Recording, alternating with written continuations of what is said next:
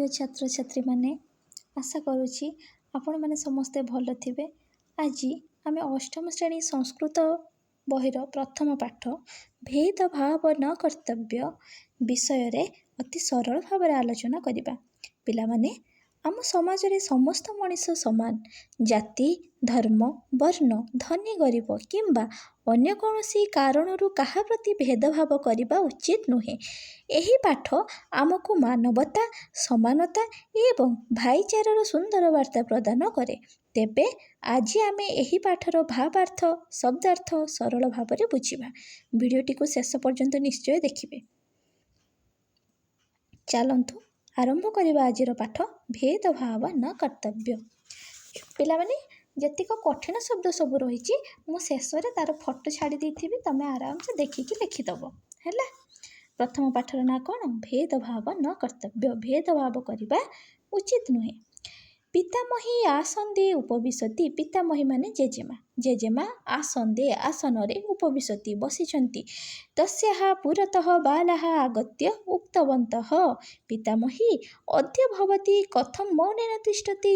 तस्याः माने तांकर माने पितामहींकर, पुरतः माने निकटरे बा आगरे, बालाः पिला माने, आगत्य माने आसी, उक्तवन्तः माने कहिले, तांको निकटकू पिला माने आसी कहिले पितामही हे जेजेमा अद्य, अद्य माने आज, भवती कथम मौनेन तिष्ठति, जेजेमा आज आपण काहींकी मौनरे रहिछन्ति। किमपि कथयतु, किछि मध्य कुहन्तु। येन वयं प्रेरिताः तथा सामाजिक कार्येषु लग्नाः भविष्यामः। जहाद्वारा, जेन माने जहाद्वारा, जहाद्वारा वयं माने आम्भे माने, जहाद्वारा आम्भे माने प्रेरित हेबु, सेहिपरि सामाजिक कार्य ताको आमे लगे पारिबु। पितामही आसंदे उद्ग्रीवा सत्य उक्तवती। पितामही आसंदे जेजेमा आसंदरे उद्ग्रीवा माने बेक को उठाई सत्य उक्तवती हे कहिले, कथयामि कहूची कहूची शृण्वन्तु सर्वे, समस्ते शुण। अस्माकं पुरतः विद्यते सामाजिकतां स्वच्छतां समरसतां समानतां परम्परां च अधिकृत्य रमणीयः विषयः भेदभाव न कर्तव्य इति। आम्भମାନଙ୍କ आगरे अच्छी कौन ना सामाजिकता स्वच्छता समरसता माने मित्रतापूर्ण भाव रहिबा, समानता परंपरा ए सब को आधार करके गोटे विषय अच्छी जार ना हेउची भेदभाव न कर्तव्य। नेक्स्ट पेज कौन अच्छी? समाजे विभिन्न दृष्टिया भेदभाव लक्ष्यते। समाज रे विभिन्न दृष्टि भेदभाव लक्ष्य करा जाए। मनुष्य सामाजिक प्राणी। मनुष्य गोटे सामाजिक प्राणी। समाज बिना रही पारुना आमे। सर्वे मनुष्य राष्ट्रे ग्रामे समाजे परिवारे च तिष्ठन्ति। समस्त मनुष्य माने बा मनुष्य माने राष्ट्रे राष्ट्र, ग्रामे ग्राम, समाजे समाज, परिवार च वो परिवार रे तिष्ठन्ति माने रुहन्ति।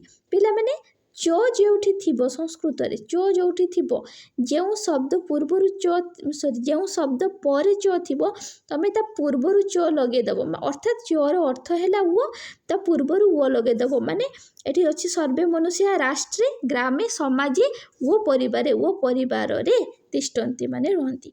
अहमिकया स्वं प्राधान्यम दर्शयन्ति। अहमिकया माने अहंकार रे निजर प्राधान्य देखाई थांती। मानवानां मध्ये एकत्वम आवश्यकम।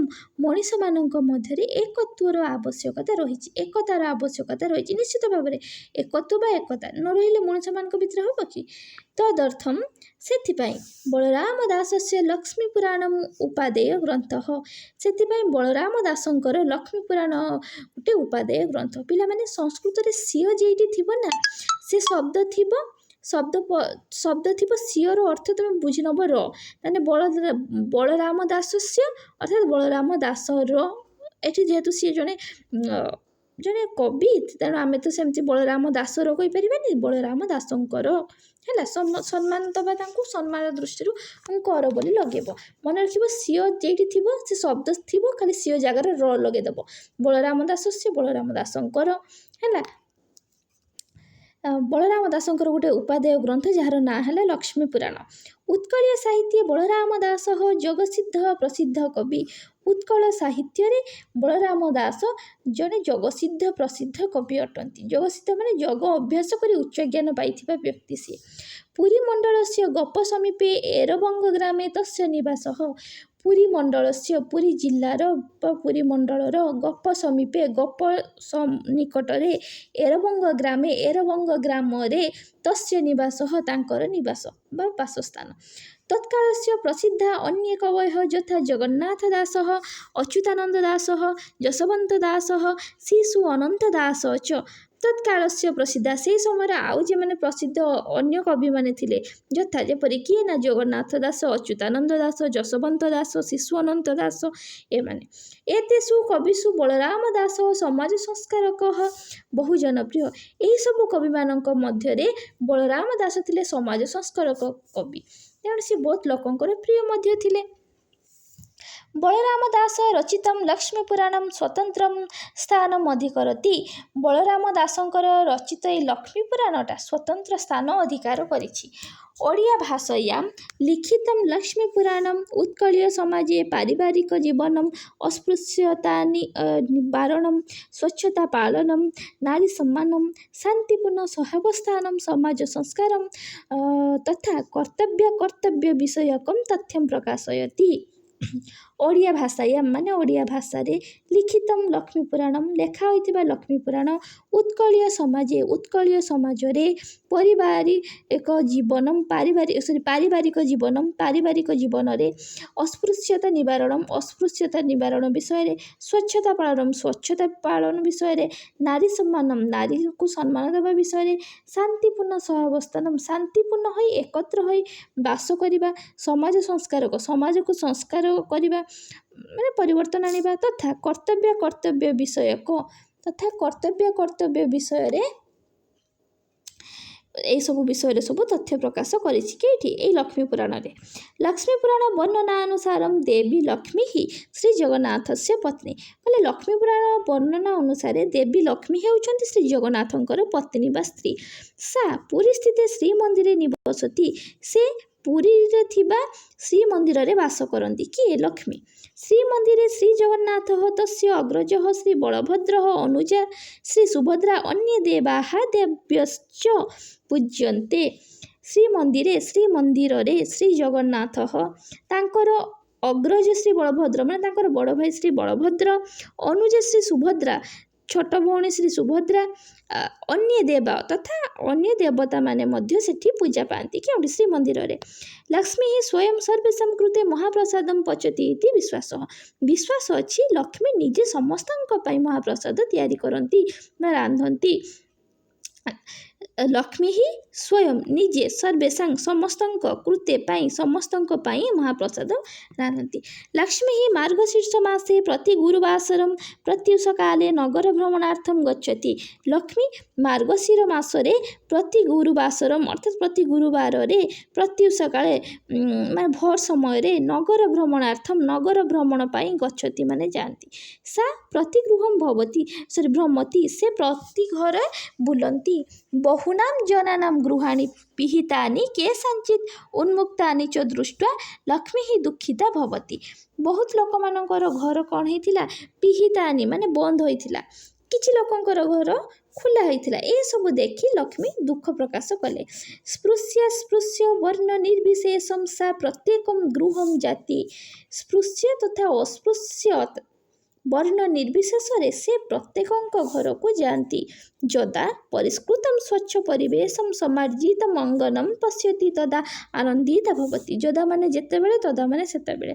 ଯେତେବେଳେ ପରିଷ୍କାର ସ୍ୱଚ୍ଛ ପରିବେଶ ସମାର୍ଜିତ ମାନେ ସଫାସୁତୁରା, ଅଙ୍ଗନମ୍ ମାନେ ଅଗଣା, ପଶ୍ୟତି ମାନେ ଦେଖନ୍ତି, ତଦା ସେତେବେଳେ ଆନନ୍ଦିତା ଭବତି ଆନନ୍ଦିତ ହୁଅନ୍ତି। ଯେତେବେଳେ ପରିଷ୍କୃତ ସ୍ୱଚ୍ଛ ପରିବେଶ ସଫାସୁତୁରା ଅଗଣା ଦେଖନ୍ତି ସେତେବେଳେ ଲକ୍ଷ୍ମୀ ଖୁସି ହୋଇଯାଆନ୍ତି।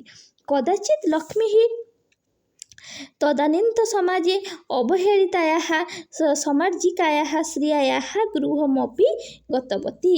କଦାଚିତ୍ ଥରେ ଲକ୍ଷ୍ମୀ ସେଇ ସମାଜରେ ଅବହେଳିତ ହେଇକି ଗୋଟେ ଝାଡ଼ୁଦାର ମହିଳା ଯାହାର ନାଁ ହେଲା ଶ୍ରିୟା ତାଙ୍କ ଘରକୁ ଯାଇଥିଲେ। ଶ୍ରିୟା ପ୍ରାତରୁତ୍ଥାୟ ସ୍ନାନାଦୀନି ନିତ୍ୟକର୍ମ ସମାପିତବତୀ। ଶ୍ରିୟା କ'ଣ କରୁଛି? ପ୍ରାତରୁତ୍ଥାୟ ସକାଳୁ ଉଠି ସ୍ନାନ ଆଦି ନିତ୍ୟକର୍ମ ସମାପିତବାନ ସାରି ଦେଇଛି। ଗୃହାଙ୍ଗଣମ୍ ଗୋମୟଦକେନ ଲିପ୍ତବତୀ। ଘରର ଅଗଣାକୁ ଗୋବର ପାଣିରେ ଲିପି ଦେଇଛି। ଗୃହାଙ୍ଗଣେ ମନୋହରାଣୀ ଚିତ୍ରାଣୀ କୃତବତୀ। ଘରର ଅଗଣାରେ କ'ଣ କରିଛି? ମନୋହର ଚିତ୍ର ସବୁ ତିଆରି କରିଛି। ଗୃହ ମଧ୍ୟରେ ସୁସଜ୍ଜିତ ପୀଠେ ଧାନ୍ୟେହି ଲକ୍ଷ୍ମୀ ପ୍ରତିମାଂ ସ୍ଥାପିତବତୀ।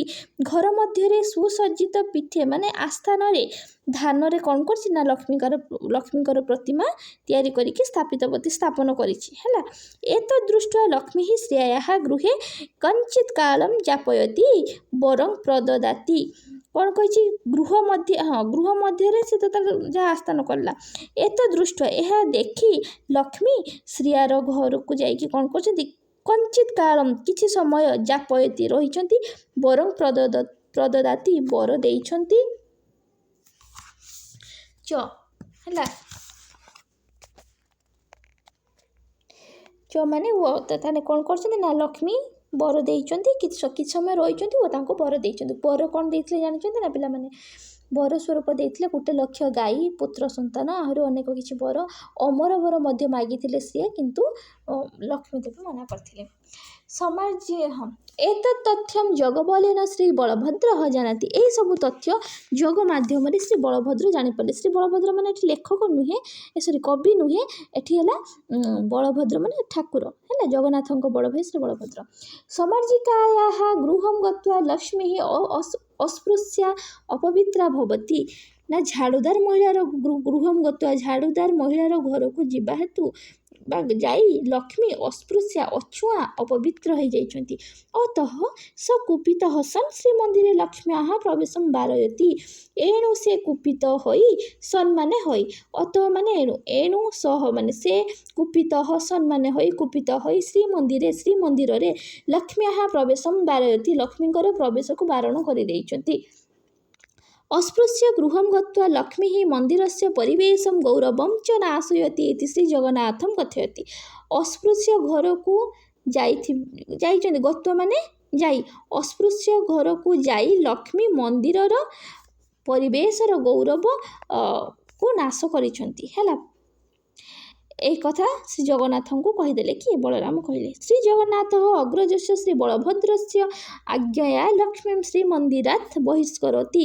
ଶ୍ରୀ ଜଗନ୍ନାଥ ଅଗ୍ରଜସ୍ୟ ଶ୍ରୀ ବଳଭଦ୍ରସ୍ୟ ବଡ଼ ଭାଇ ଯେଉଁ ବଳଭଦ୍ରଙ୍କର ଆଜ୍ଞାରେ ଲକ୍ଷ୍ମୀଙ୍କୁ ଶ୍ରୀମନ୍ଦିରରୁ ବହିଷ୍କରୋତି ମାନେ ବାହାର କରିଦେଲେ।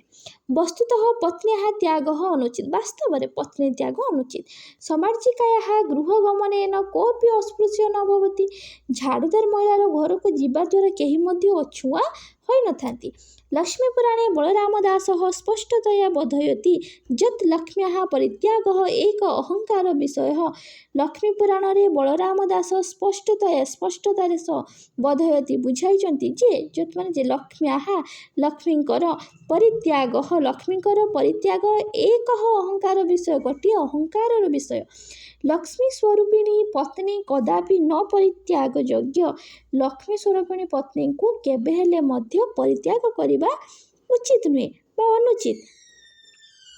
ଅଭିମାନେନ ଲକ୍ଷ୍ମୀ ଯଦା ଶ୍ରୀମନ୍ଦିରଂ ପରିତ୍ୟଜ୍ୟ ସାଗରତୀରେ ବିଶ୍ୱକର୍ମଣଃ ସାହାଯ୍ୟେନ ସ୍ୱବାସଭବନଂ ନିର୍ମାୟ ନିବସତି ତଦାରଭ୍ୟ ଶ୍ରୀମନ୍ଦିରଂ ଶ୍ରୀହୀନଂ ଜାତମ୍। ଆଚ୍ଛା, ଅଭିମାନେନ ମାନେ ଅଭିମାନ କରି ବା ଅଭିମାନ ଦ୍ୱାରା, ଲକ୍ଷ୍ମୀ ଯଦା ମାନେ ଯେତେବେଳେ ଶ୍ରୀମନ୍ଦିରକୁ ପରିତ୍ୟାଗ କରିଛନ୍ତି, ସାଗର ତୀରେ ସେ ଯେ ସମୁଦ୍ର କୂଳରେ ବିଶ୍ୱକର୍ମାଙ୍କ ଦ୍ୱାରା ବିଶ୍ୱକର୍ମାଙ୍କ ସାହାଯ୍ୟ ଦ୍ୱାରା ସ୍ୱବାସଭବନ ନିଜର ବାସଭବନକୁ ନିର୍ମାଣ କରି ନିବସତି ମାନେ ରହିଛନ୍ତି। ତଦାରଭ୍ୟ ସେହିଦିନଠାରୁ ଆରମ୍ଭ କରି ଶ୍ରୀମନ୍ଦିର ଶ୍ରୀହୀନଂ ଜାତମ୍। ଶ୍ରୀହୀନ ହୋଇଯାଇଛି। ଶ୍ରୀ ମାନେ ଲକ୍ଷ୍ମୀ, ହୀନ ମାନେ ହୀନ, ଲକ୍ଷ୍ମୀହୀନ ହୋଇଯାଇଛି। ଶ୍ରୀ ଜଗନ୍ନାଥ ଶ୍ରୀ ବଳଭଦ୍ର ଚ ଲକ୍ଷ୍ମୀହୀନୌ ଅନାହାରେଣ ପୀଡ଼ିତୌ। ଶ୍ରୀ ଜଗନ୍ନାଥ ଓ ଶ୍ରୀ ବଳଭଦ୍ର ଲକ୍ଷ୍ମୀ ଛଡ଼ା ଯେଟା କୁହେ, ସେ ଅନାହାରରେ पीड़ित हेले। द्वादश वर्षाणि इतस्ततः भ्रमन्तौ कष्टं स्वीकृतवन्तौ। द्वादश वर्षाणि माने 12 वर्ष काल। इतस्ततः माने एणे तेणे। इतस्ततर अर्थ है एणे तेणे। भ्रमन्तौ बुलु बुलु कष्टं स्वीकृतवन्तौ आउ कौन कले एणे तेणे बुलिकी कष्ट को स्वीकार कले। श्रीमंदिरे महाप्रसादस्य अभावः अभवत्। श्रीमंदिर महाप्रसादर अभाव है। एकदा बुभुक्षया पीड़ितौ श्रीजगन्नाथः श्रीबलभद्रश्च सागरतीरे लक्ष्मीभवने उपस्थितौ भजनं च प्रार्थितवन्तौ। एकदा माने थरे बुभुक्षया माने क्षुधारे आतुर होई पीड़ित माने क्षुधारे आतुर होइकि जेटा पीड़ा अनुभव कले श्री जगन्नाथ और श्री बलभद्र सागर तीरे सागर कूल से समुद्र कूल लक्ष्मी भवन में ठिया होई उपस्थित माने ठिया होइकि उपस्थित होइकि भजनम च प्रार्थितवन्तौ कौन कले ना भजन मागिले है। लक्ष्मी दासी कथितवती लक्ष्मीकर दासी कहिले एतत् अस्पृश्य गृहम एहा अस्पृश्य घर बा अछुआ घर अत्र भजन ग्रहणेन जाति ही नष्टा भविष्यति। अत्र माने एठारे भजन ग्रहणेन भजन ग्रहण करिबो माने ग्रहण द्वारा एठारे भजन ग्रहण द्वारा जाति नष्टा भविष्यति जाति नष्ट हेजु। ततः तौ स्वयमेव रंधनं कर्तुं भोज्य द्रव्याणि आनयताम। ततः तेणु से दुहे तौ माने से दुई भाई थिले स्वयमेव रंधनं कर्तुं भोज्य द्रव्याणि आनयताम रंधन द्रव्य रांधिबा पई तांको जहाँ दरकार आवश्यकता को सब आनिले। परंतु बहुचेष्टया अपि पाकपात्रस्य जलम न तप्तम। परंतु किंतु बहुचेष्टारे मध्य अपि माने मध्य पाकपात्रस्य से जे रंधन पात्रर जलटा तातिलानि अरे पानी न तातिले चाउल भातटा हब केरको तेणु तांकर सेटा किंतु ताति नथिला। अतः क्रोधेन श्री बलभद्र पाकपात्रम त्रटितवान एणु क्रोध होई क्रोधरे श्री बलभद्र कौन कले ना पाकपात्र को त्रटितवान माने भांगीदेले। ततः परम क्षुधातुरौ भ्रातरौ तस्मिन् अस्पृश्य गृहे भजनम कर्तुं प्रस्तुतौ। तापरे क्षुधातुरौ भ्रातरौ क्षुधारे आतुर होइथिबा से भाई दुई जण कौन कले तस्मिन् अस्पृश्य घरे सेही अस्पृश्य घरे भजन करिया पई प्रस्तुत होई गले। तत्र भजनात् परम लक्ष्मी हस्तरंधनम इति ज्ञातवतौ। सेठारे तत्र माने सेठारे भजन करि सारला परे भजनात् परम भजन कर सारला परे कोन हेछि ना लक्ष्मीकर हाथ रंधा बोली से माने जानि पारिले। ततः अहंकारम विहाय लक्ष्मी श्रीमंदिरम आनेतुम उक्तवन्तौ। ततः माने तापरे अहंकारम विहाय अहंकार को विहाय माने त्याग करी तापरे अहंकार को त्याग करी लक्ष्मी को श्री मंदिर को आनेतुम उक्तवन्तौ आनिबाकू कहिले। लक्ष्मी अपि श्री मंदिरे स्पृश्य भेदः मास्तु। लक्ष्मी मध्य श्री मंदिर रे छुआ अछुआ भेदभाव को माने मानिले कौन न हो जे से कथा कहले। सर्वे पर मास्तु मा युक्त अस्तु मा माने नुहे हैला अस्तु माने अटे माने नुहे जेटा कइते कहले। सर्वे परस्परम भेदम विस्मृत्य एकत्रम महाप्रसादम स्वीकुर्वन्तु। समस्ते परस्पर को भेदम विस्मृत्य माने भेदभाव को भूली एकाठी होई महाप्रसाद को स्वीकार करिवे। प्रति गुरुवासरम सा पूर्वमेव नगर भ्रमणम करिष्यति। आ कोन कहिले ना प्रति गुरुवार रे से पूर्व परी नगर भ्रमण करिवे हैला। ए सब प्रतिज्ञा कृतवती ए सब प्रतिज्ञा कराइले। श्री जगन्नाथ लक्ष्म्याः प्रस्तावम अनुमोदितवान। श्री जगन्नाथ लक्ष्मीकर प्रस्ताव को अनुमोदन देले परमिशन ग्रांटेड। ततः श्रीमंदिरम लक्ष्मी आगच्छति। तापरे कौन कले ना श्रीमंदिर को लक्ष्मी आसिले। कवि ही